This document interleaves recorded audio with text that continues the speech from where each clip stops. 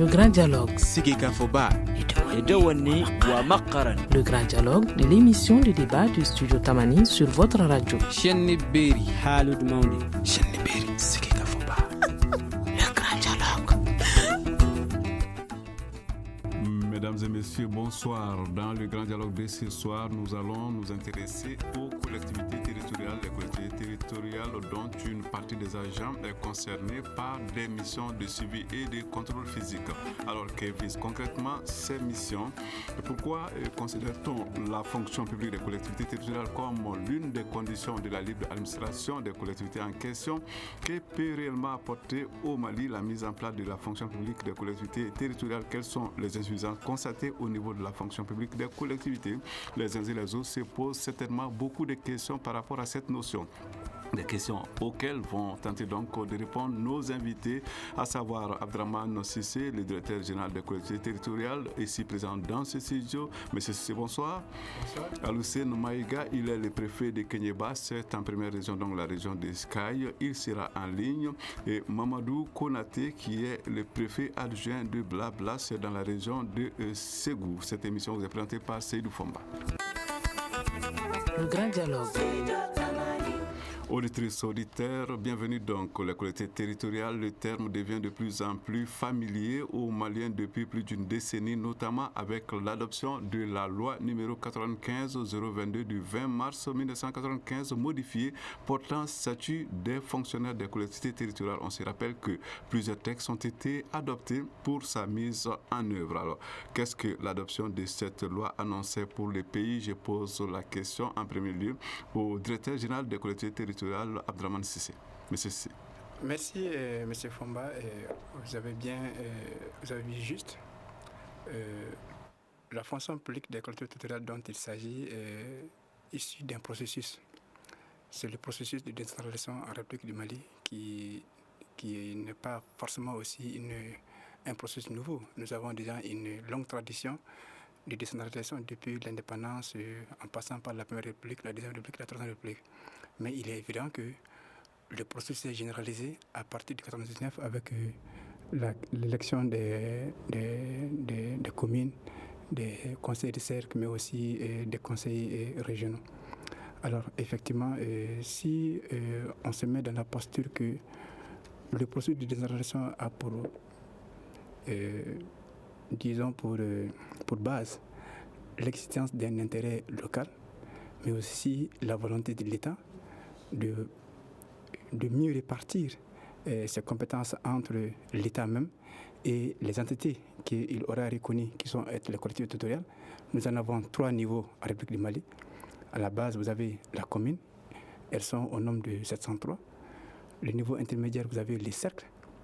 Vous avez 49 qui correspondent aux cercles existants que nous connaissons. Nous avons aussi au 3e niveau, vous avez la région plus le district de Bamako. Donc 8 plus le district de Bamako.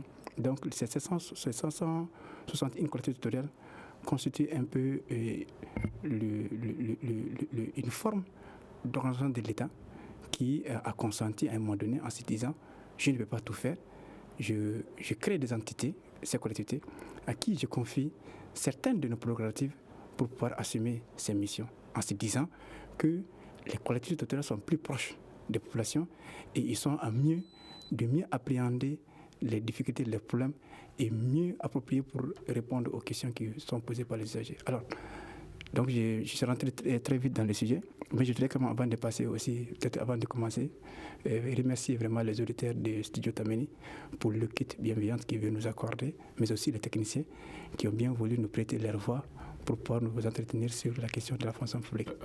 Avant donc de nous rendre à Kenyeba où se trouve le préfet de la localité qui nous attend, nous allons quand même vous poser cette petite question. Vous avez parlé des régions, je crois qu'avoir entendu 8 régions, je crois qu'il faut peut-être mettre les choses un peu à la page, une mise en... Non, les choses sont bien à la page parce que vous avez aujourd'hui les 2 régions qui viennent d'être créées, mais qui pour l'instant sont des circonscriptions administratives. Mais ces régions n'ont pas encore été érigées en région. Mais le processus est en cours. Quand elles vont être érigées en région, collectivité territoriale, j'aurais en ce temps apporté les ajustements nécessaires. Mais pour l'instant, nous avons les 8 régions qui ont été créées, plus le district de Bamako, mais plus la région de Taoudéni et de Ménaka. Mais à ce stade-là, vous avez 2 entités en fait, c'est très important à préciser. Vous avez la région en tant que circonscription administrative et vous avez la région en tant que collectivité territoriale. La région en tant que circonscription administrative pour les 2 régions a été effective, mais la création en tant que collectivité territoriale est un processus aussi qui est en cours pour pouvoir les ériger. C'est juste une question d'étape. Bien sûr, c'est une question d'étape, mais une question d'étape importante parce que la région est créée par la loi. Tant que la loi n'a pas été adoptée, on ne peut pas parler de la région en tant que collectivité territoriale. Donc c'est important. Nous nous rendons donc, comme je l'ai promis, à Kenyeba, où se trouve Alucene Maïga. Il est donc le préfet de cette localité, c'est donc en première région. Monsieur Maïga, bonsoir. Alors, qu'est-ce que vous pensez de l'adoption de cette loi relative donc à la mise en œuvre de la fonction publique des collectivités? C'est quelque chose qu'il fallait pour le pays, n'est-ce pas? Obligatoirement, quand des acteurs de la collectivité sont autour de la personnalité morale de l'autonomie financière. Alors, nous allons vous rejoindre dans un instant puisque je constate que nous avons quelques problèmes avec la ligne. Alors, nous avons à présent Mamadou Konaté qui est donc lui en ligne. Je crois qu'on n'aura pas de problème avec lui. Il est le préfet adjoint de Bla. Alors, monsieur Konaté, bonsoir. Alors, quelques problèmes avec nos 2 invités qui sont en ligne, mais j'espère que cela va se régler très rapidement. Nous revenons donc à vous, monsieur le directeur des collectivités territoriales, Abdraman Sissé. On a parlé de la loi. À présent, cette question, nous allons vous demander comment se déroule la mise en place de la fonction publique des collectivités territoriales aujourd'hui. Alors, cette fonction publique, elle est partie aussi de l'existant aujourd'hui. C'est être d'abord... nous avons une fonction publique d'État. Cette fonction publique d'État, je disais qu'à partir de 1999, avec la création, avec l'opération des communes, des régions et des cercles, il est apparu nécessaire, en créant ces entités, en les confiant des missions, des prérogatives, que l'État aussi les dote des ressources financières et des ressources humaines. Alors, il y avait 2 options. Une option, c'était de dire que chaque collectivité peut s'organiser et recruter comme elle l'entend. Une autre option, c'était de dire d'organiser au mieux la fonction publique des collectivités territoriales afin qu'elle soit attractive, mais qu'on puisse définir les conditions d'intégration, les conditions d'avancement.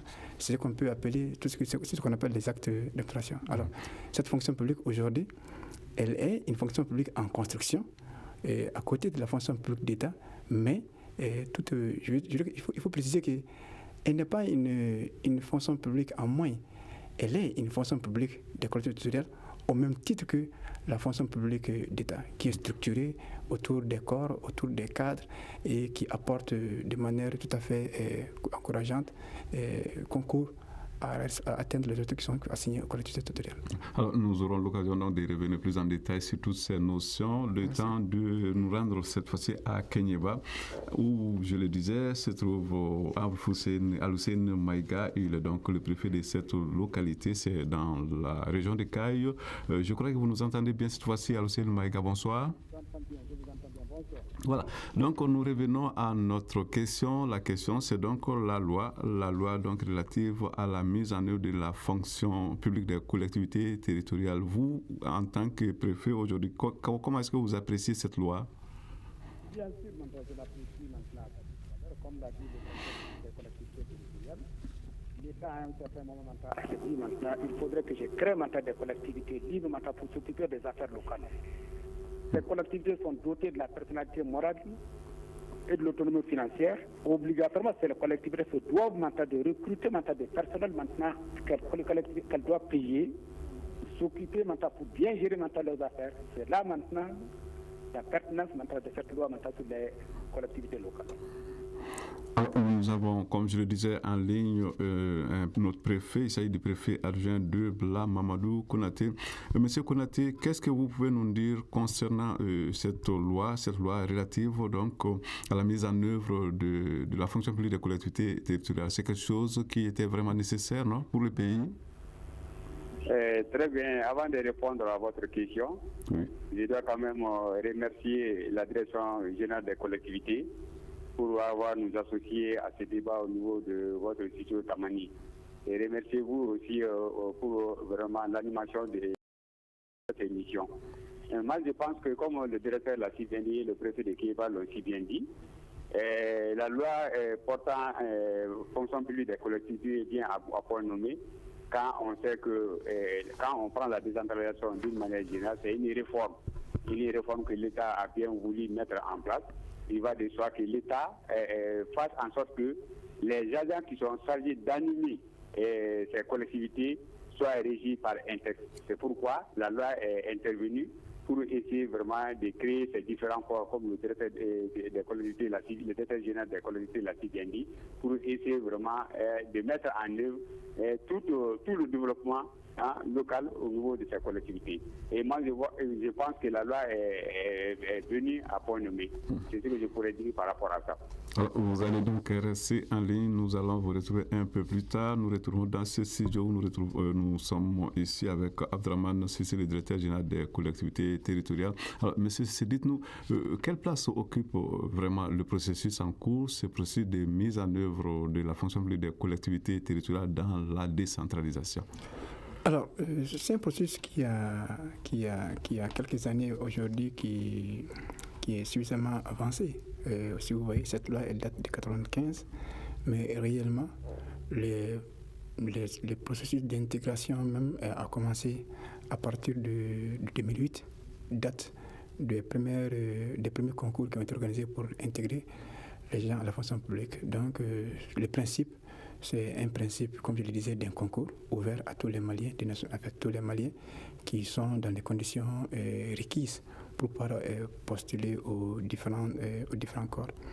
Alors, à ce jour, c'est important de revenir sur le sujet. Nous comptons aujourd'hui à près 53 000 agents qui relèvent et régis par les statuts de la fonction publique des collectivités territoriales.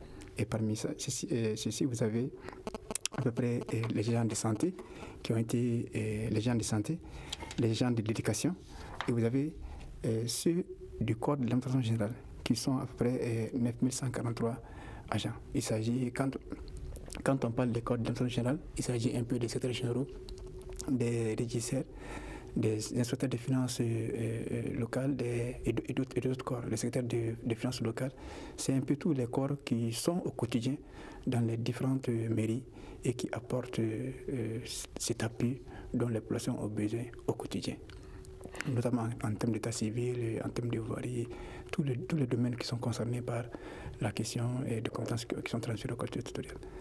Alors, donc, je disais que chaque année, nous recrutons.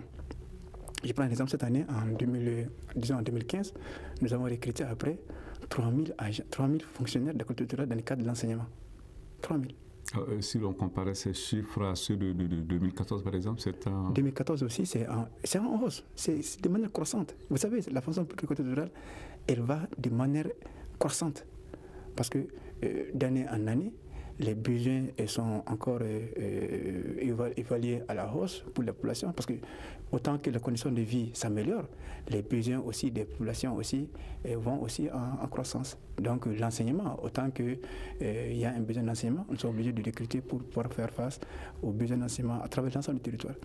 La santé, il y a des recrutements aussi, mais les corps de l'administration générale, là, les recrutements sont un peu en veille, parce que le dernier concours a eu lieu en 2008, mais cette année, nous sommes en train d'évaluer les besoins pour procéder aussi à un concours. Mais l'enseignement, aussi bien que la santé, chaque année, il y a des recrutements. Et c'est vraiment, ce n'est pas des chiffres de 10, de 15, comme je disais, cette année, c'est 3000 agents et quelques que nous avons recrutés.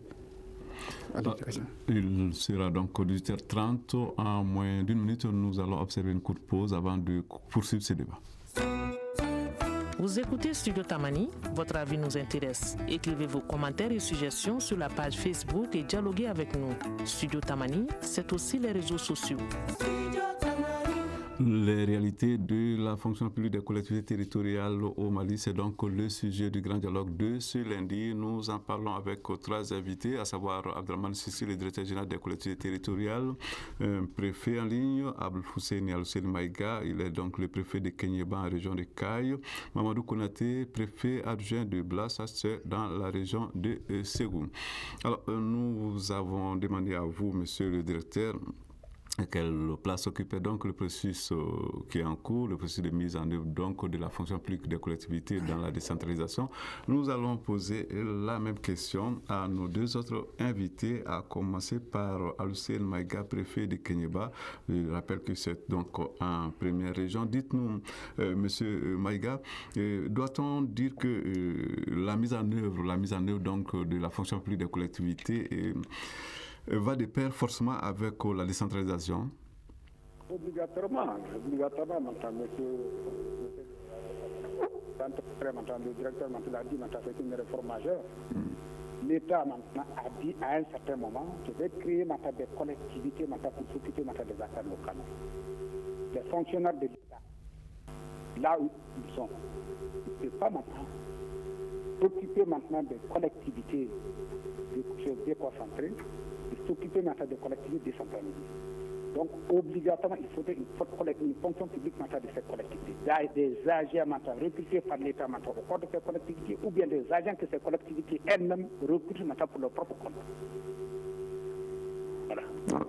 Nous allons à présent prendre la direction de Bla, où se trouve donc Mamadou Konaté, le préfet adjoint de la localité. Alors, Monsieur Konaté, qu'est-ce que vous pouvez nous dire par rapport à la place qu'occupe donc le processus de mise en œuvre de la fonction publique des collectivités dans le processus, un autre processus, celui de la décentralisation? Bon, ce que moi je pourrais dire, c'est que l'adoption de cette loi par l'Assemblée nationale vient d'enlever une grosse épine du pied, parce que quand on sait que quand il y a la réforme, il va falloir accompagner cette réforme avec des mesures d'accompagnement. Donc l'adoption de cette loi va permettre à notre décentralisation de trouver son corps et son âme pour la mise en œuvre. Moi je pense que c'est une très bonne chose. Retour donc dans ce studio, nous nous adressons à vous, monsieur le directeur général des collectivités territoriales. Dites-nous, monsieur, si l'on vous demandait d'apprécier la manière dont est gérée quand même la fonction publique des collectivités aujourd'hui, sans complaisance, que diriez-vous? Sans complaisance, elle est bonne, mais elle peut être un peu améliorée. Sans complaisance, la manière dont elle est gérée, comme tout processus qui a ses débuts, il y a des hauts et des bas, c'est tout à fait normal, il n'y a pas de processus parfait, mais le plus important, c'est de savoir quelles sont nos insuffisances et quelles sont les mesures que nous devons prendre pour les corriger. Et là, nous le savons. Nous savons aujourd'hui quelles sont les insuffisances, et c'est pour ça que le gouvernement aujourd'hui a pris la décision de créer une direction nationale de la fonction publique. Parce qu'actuellement, ces 53 000 agents sont gérés par la direction générale de la collectivité territoriale à travers une de ses sous-directions. Bon, ça c'était possible il y a 2 ans, il y a 4 ans, 5 ans, parce que le nombre n'était pas aussi élevé que ça. Mais plus le nombre est croissant, plus les difficultés augmentent. Alors, il était important que nous puissions trouver, comme je disais, par rapport au plan que nous rencontrons, des solutions idoines. Donc, je disais très prochainement la direction nationale de la fonction publique territoriale qui va dédier exclusivement à la gestion de cette fonction publique. Donc, en résumé, la gestion, elle peut être parfaite, mais à ce jour, elle est satisfaisante. Alors, nous allons demander à Mamadou Konaté de se prononcer sur la même question. Monsieur Konaté, vous qui êtes donc le préfet adjoint de Bla, comment est-ce que vous appréciez la façon dont la fonction publique des collectivités territoriales est gérée à ce jour au Mali? Bon, comme le directeur l'a si bien dit, toute œuvre humaine, il y a des difficultés. Mais nous disons que la gestion au niveau de la fonction publique des collectivités, elle est en bonne voie. Et on peut améliorer certes, mais elle est en bonne voie. C'est ce que je peux dire par rapport à ça. Et au niveau de l'ensemble des 18 collectivités au niveau du SEC, les agents qui sont au niveau de la fonction publique des collectivités travaillent en étroite collaboration par rapport au texte. Et je pense qu'au niveau de nos collectivités, nous nous réjouissons très, très sincèrement par rapport vraiment à la mise en œuvre vraiment de cette loi au niveau de nos collectivités. Et la fonction publique des collectivités au niveau du secteur de glace, ça marche à merveille. Nous avons l'autre en ligne, l'autre préfet, donc il s'agit d'Alucine Maïga qui est donc à Kéniéba. Monsieur Maïga, et vous, votre appréciation, ça marche bien pour ce début, la fonction publique des collectivités territoriales au Mali? Voilà. La réponse viendra un peu plus tard. Nous revenons donc à M. Cissé. Monsieur Cissé, qui est donc le directeur général des collectivités territoriales. Alors, Abdelrahmane Cissé, dites-nous quelles sont les difficultés majeures auxquelles est donc confrontée la fonction publique des collectivités territoriales au Mali aujourd'hui? Alors, peut-être que si les difficultés, c'est surtout la croissance des effectifs. C'est une réalité. Les effectifs d'année en année sont en train de croître. Et ça, c'est une première difficulté à laquelle il faut apporter des éléments de réponse. Je viens d'en parler.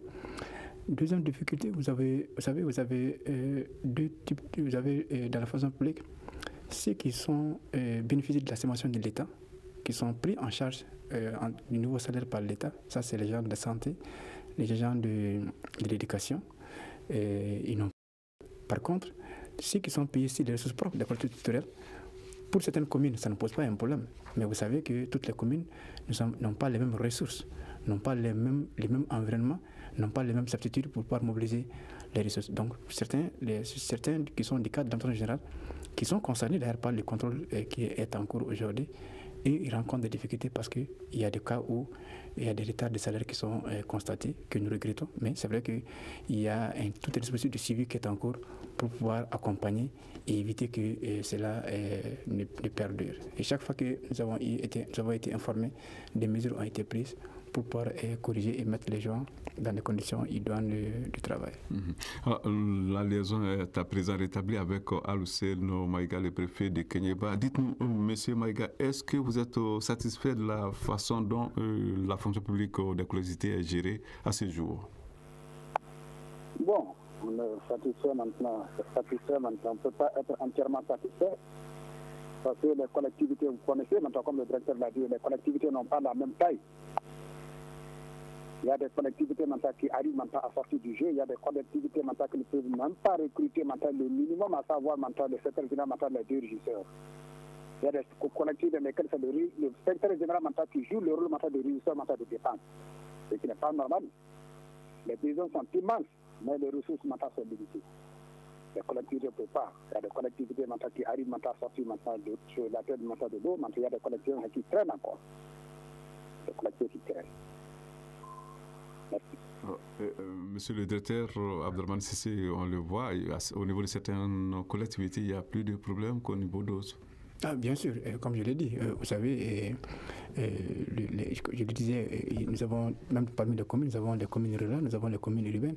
Il est évident que la commune de Bamako, le district de Bamako, ne se compare pas forcément à une commune de Mopti ou une commune de...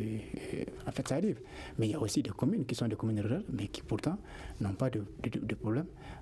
Parce que, vous savez, l'environnement est très important dans ce contexte-là. Parce que l'environnement, c'est aussi bien les populations, mais aussi les élus où chacun doit jouer son rôle afin de permettre à tout un chacun de s'approprier un peu de processus et de comprendre que c'est important de pouvoir payer les ressources qui doivent permettre à la collectivité aussi de pouvoir... C'est vrai que l'État apporte un appui. L'État apporte un appui à travers un dispositif financier, notamment les fonds nationaux d'appui aux collectivités territoriales, qui est géré par l'Agence nationale d'investissement des collectivités territoriales, qui apporte un appui aux collectivités territoriales. Mais cet appui n'est pas forcément le seul appui qui est attendu par rapport aux missions qui sont occasionnées. Il y a aussi les ressources propres qu'il faut mobiliser. Et là, il appartient à chaque collectivité territoriale de prendre les mesures idoines. Bon, les environnements ne sont pas les mêmes environnements. Il y a un environnement favorable, il y a des environnements défavorables, c'est connu. Mais globalement, j'ai dit une fois de plus encore, globalement, il y a des problèmes. Le plus important, c'est est-ce que nous avons conscience des problèmes et est-ce que nous pouvons anticiper sur les problèmes. Et sur ces deux questions-là, je crois que vraiment nous sommes dans l'anticipation et nous savons ce que nous avons comme lacune et nous sommes en train de corriger. Alors, juste pour la question, pour dire que par rapport à cette question-là, parce que le nerf de la guerre, c'est les ressources. Et c'est pour ça qu'aujourd'hui, l'État a décidé, d'ici 2018, de transférer 30% des ressources de l'État aux collectivités territoriales. J'allais justement à venir, il faut qu'on dise un mot quand même du budget. Sur quel budget fonctionne en fait la fonction publique des collectivités? Non, la fonction publique fonctionne sur le budget de la collectivité territoriale.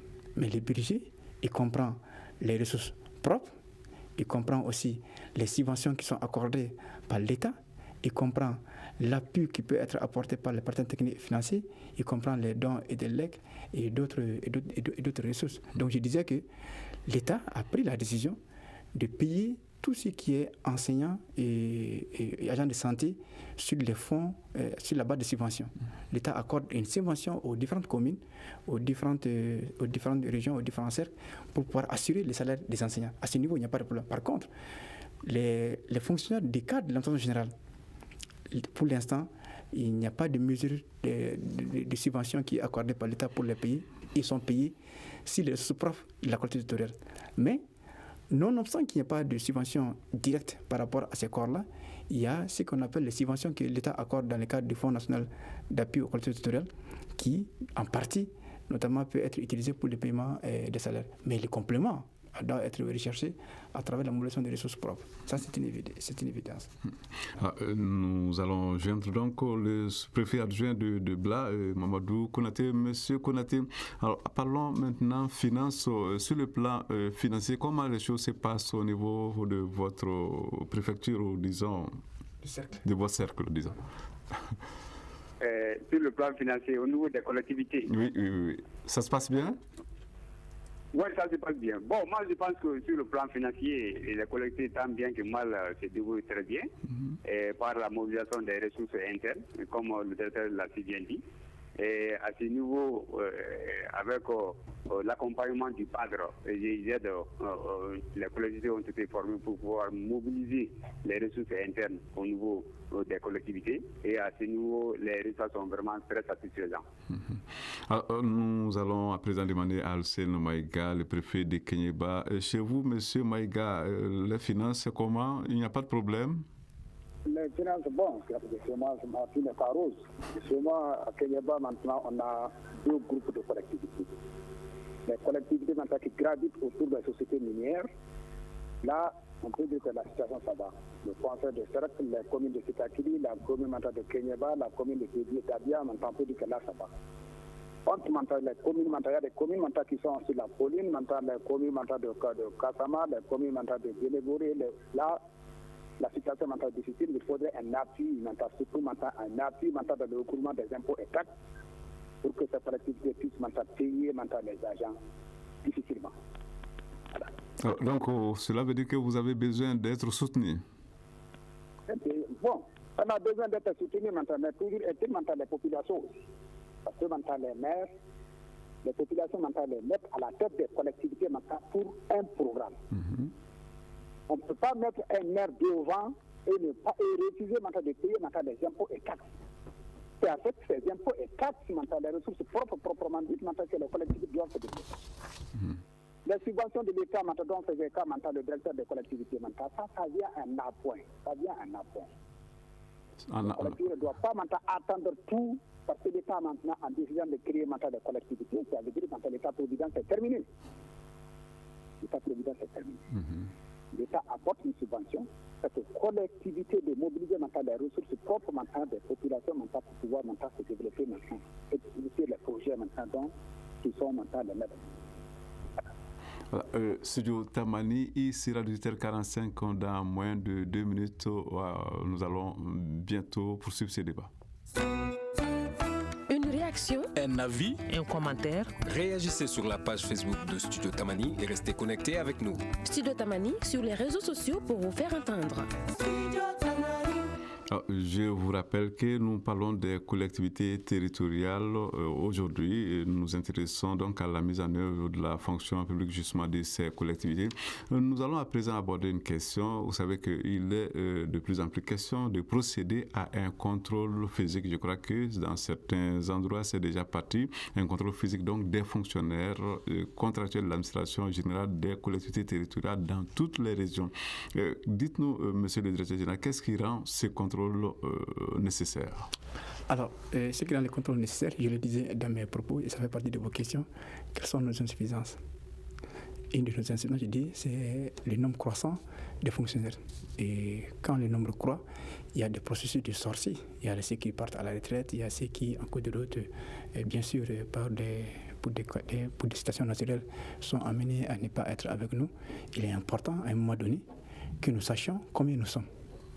Et c'est très important. Si nous ne savons pas comment nous sommes, il est difficile de pouvoir anticiper sur nos problèmes et c'est difficile d'avoir des outils d'aide à la prise de décision pour pouvoir satisfaire les problèmes que nous rencontrons. Alors c'est pour ça que le gouvernement a estimé, au même moment où en 2015 le contrôle physique de l'État, de fonction de l'État a eu lieu, qu'il était important aussi que les collectivités territoriales, nous puissions savoir combien nous sommes, où nous sommes et qu'est-ce que nous faisons. Et ça permet d'apprécier d'abord la charge salariale à laquelle fait face les collectivités territoriales. Ça permet aussi de savoir réellement le nombre de fonctionnaires et réellement où est-ce que les gens se situent. Parce qu'aujourd'hui, avec les mutations, les mouvements, les retraites, il est évident que c'est une gestion sur la base d'un fichier, mais à un moment donné, il faut aller vers les collègues, essayer de savoir quels sont les problèmes qu'ils rencontrent et combien nous sommes et concrètement quels sont les mécanismes et les moyens pour pouvoir apporter ensemble une solution aux problèmes que nous rencontrons. Voilà un peu le contexte dans lequel se situe ce contrôle physique des fonctionnaires qui va se dérouler du 3 au 5 juin sur l'ensemble du territoire, toutes les régions. À ce jour, nous avons 5 équipes sur le terrain et nous avons des équipes de supervision qui sont sur le terrain. Mais l'opération, c'est très important de le rappeler, ce n'est pas la direction générale des collectivités territoriales qui est partie faire des contrôles physiques sur le terrain, mais nous avons arrêté le schéma ensemble, nous avons arrêté les mécanismes ensemble, les moyens ont été mobilisés et l'opération est assurée par les préfets qui sont les représentants de l'État au niveau des régions, au niveau des cercles et au niveau des arrondissements. Voilà un peu comment se fait l'opération. Alors, Mamadou Konaté, vous qui êtes donc le préfet adjoint de Bla dans la région de Ségou, comment est-ce que vous appréciez cette initiative des autorités de procéder à ce contrôle physique donc de certains agents de la fonction publique des collectivités territoriales? Très bien, c'est une très bonne question. Je voudrais quand même féliciter la direction générale des collectivités pour avoir initié cette opération de contrôle des agents des collectivités. Ça permet de connaître, comme le directeur l'a si bien dit, de connaître le nombre des agents des collectivités territoriales par commune, par cercle et par région. Ça, c'est une très bonne chose. Parce qu'à l'heure où nous en sommes, on ne peut pas vous dire avec exactitude le nombre des agents des collectivités territoriales. Quand on sait que c'est un personnel qui est vraiment très mobile, avec souvent les abandons qui sont enregistrés et les agents qui passent à la retraite. Et il y a des cas de formation aussi. Moi, je pense que cette formation va permettre vraiment de connaître le nombre réel des agents des collectivités. Et avec ces nombres-là, la direction générale des collectivités peut savoir à quel niveau des collectivités il y a des problèmes des agents. Et moi, je pense que ce recensement va permettre vraiment de mettre beaucoup d'ordre dans la fonction publique des collectivités. Et moi, je pense que c'est une très bonne chose.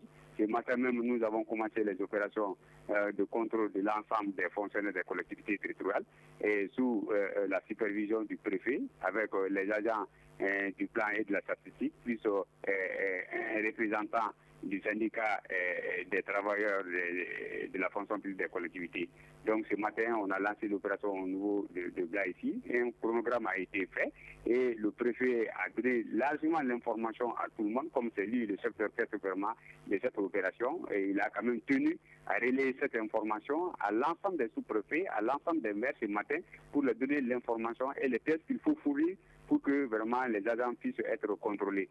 Et moi, je pense que cette prouesse de la direction générale des collectivités est à saluer et à pérenniser. Moi, je pense que à peu près un certain nombre d'années, il faut de temps en temps qu'on parvienne vraiment à dénombrer, à faire un contrôle physique des collectivités et des agents des collectivités au niveau des circonscriptions administratives. C'est une très bonne chose.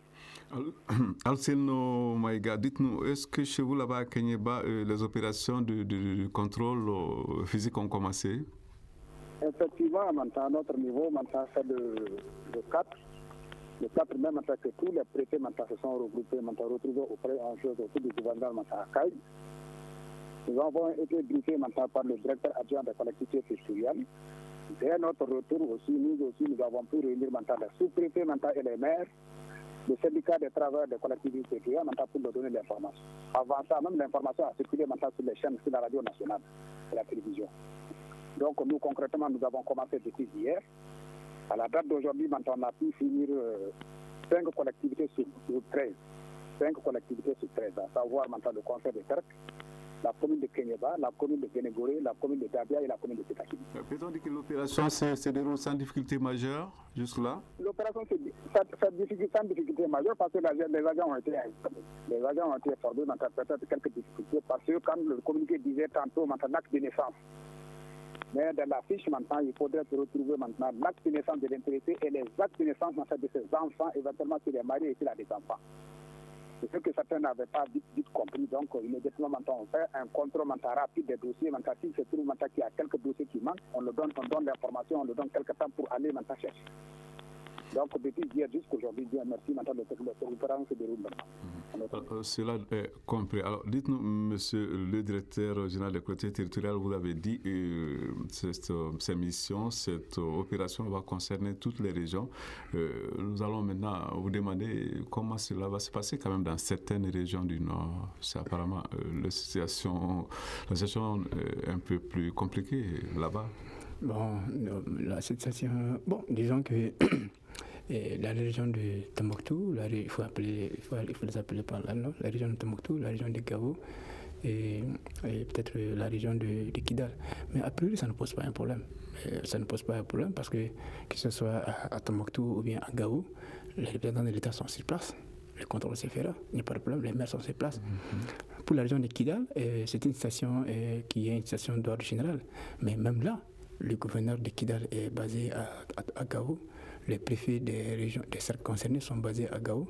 Donc, à ce niveau, peut-être qu'on n'irait pas dans les communes de la région de Kidal, mais en rapport avec les préfets, nous pouvons savoir concrètement par rapport aux effectifs, les maires aussi qui peuvent être présents pour savoir comment ça se passe. Vraiment, je crois que les solutions ne manquent pas. Il s'agit juste d'être ingénieux et d'être astucieux. Sinon, ça se ferait, il n'y a aucun problème sur l'ensemble des régions concernées, y compris, comme vous l'avez si bien dit, les régions de Tombouctou, Gao et Kidal. Il n'y a vraiment pas de problème. Alors, cette question qu'on va vous adresser spécifiquement à vous, monsieur le directeur général, quels sont les objectifs spécifiques de ce contrôle physique? Bon, je disais que c'est vrai que c'est de dénombrer combien nous sommes, où est-ce que nous situons, mais c'est important aussi de savoir, à travers ces contrôles physiques, ça permet d'évaluer la charge salariale que constitue l'effectif des fonctions de la collectivité territoriale. C'est aussi un outil de projection pour savoir comment est organisé les futurs recrutements. Le préfet de Bla l'a si bien dit, si nous faisons des contrôles, nous nous rendons compte qu'il y a des communes qui n'en ont pas. Il est important, comme la loi l'exige, qu'ils puissent avoir le minimum de fonctionnaires requis pour pouvoir assumer au mieux les missions qui sont confiées à la collectivité territoriale. Voilà un peu des outils. Et en termes de planification, c'est aussi un outil de planification que de savoir comment nous avons progressé de 2008 à nos jours, et de combien nous sommes partis et combien nous sommes aujourd'hui. Ça permet de faire des évaluations et d'évaluer un peu comment nous pouvons nous projeter dans le futur.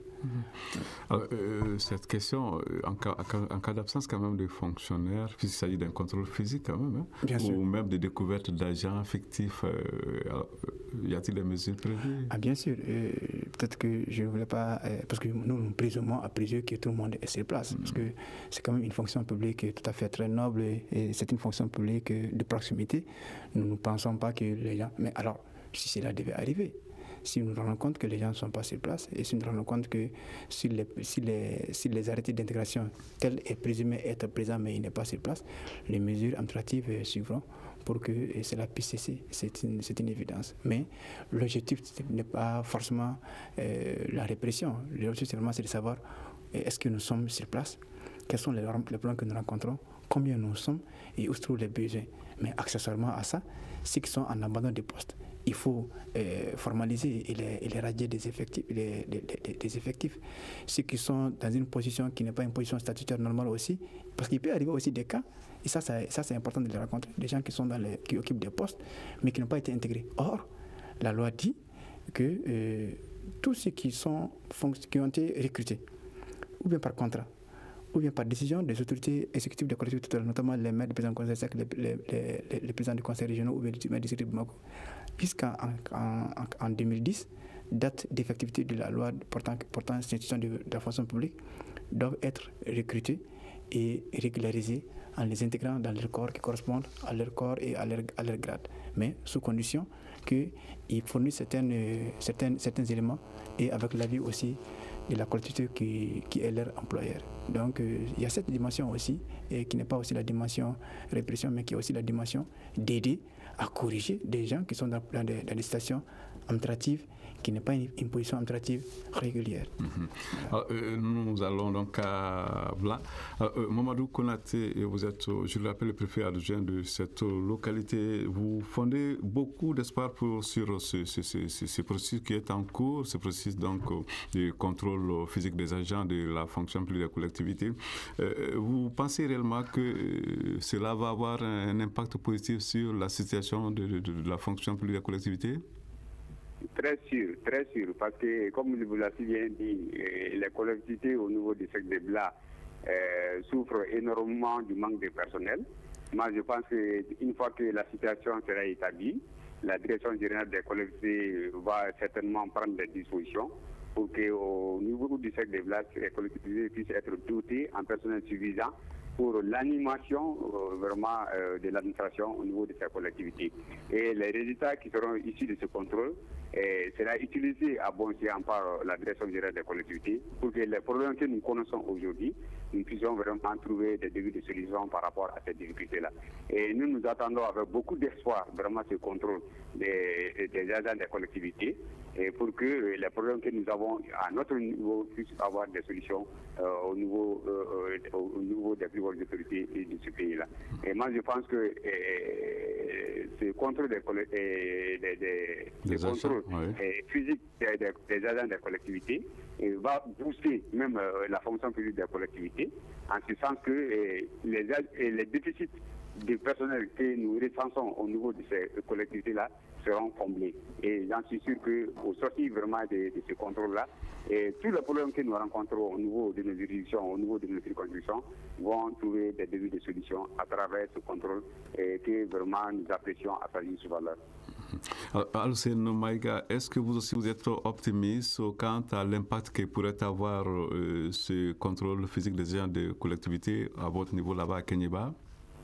Effectivement, je suis très optimiste par rapport à la suite de l'opération. Parce que la finalité de cette opération, c'est d'avoir une base de données. Nous, généralement, on ne connaît pas assez la situation du personnel, si ce n'est au cours des contrôles de routine.